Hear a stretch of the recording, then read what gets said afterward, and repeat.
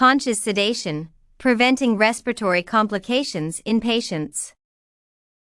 Introduction. Sedation exists in a continuum. Producing an appropriate depth of sedation is required to avoid respiratory complications. A patient under an appropriate level of conscious sedation exhibits various purposeful responses.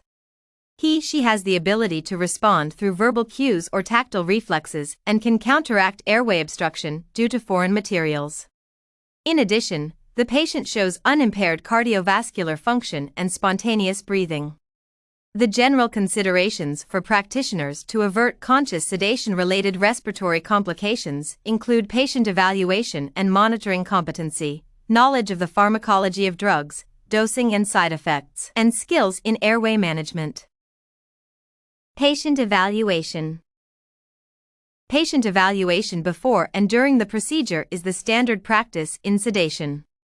It entails a focused physical exam to check vitals and lung/heart auscultations, airway evaluation, a patient history review, e.g., failed sedations, identifying drug allergies, determining the preoperative NPO status, and lab tests. The Malampati classification determines the patient's ASA risk. It involves comparing the size of the tongue to that of the pharyngeal.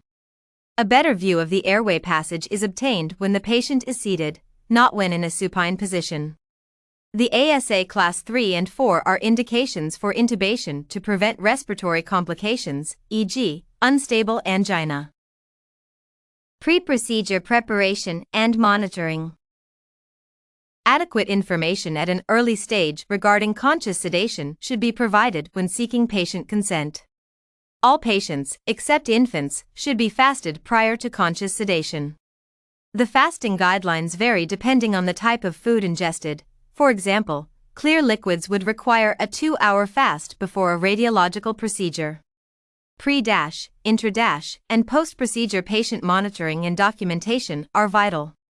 Baseline data on vital signs, SpO2, and pain are obtained before the procedure. The intra-procedure stage involves monitoring the vital signs, HR, SpO2, and CO2, capnometry, after every 5 minutes.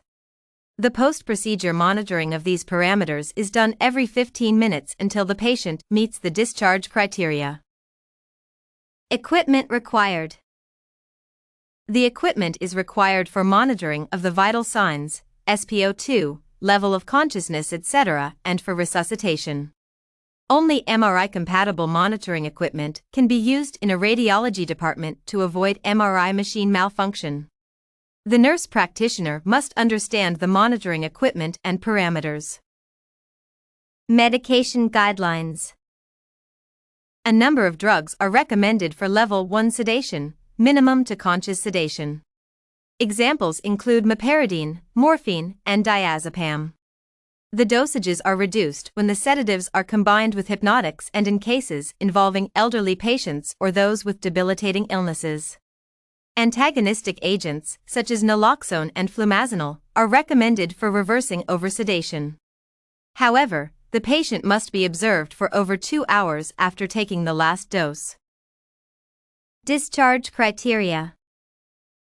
The post-procedure discharge criteria for the patient considers his/her already score in 4 parameters, namely, respiration, oxygen saturation, circulation, level of consciousness and activity.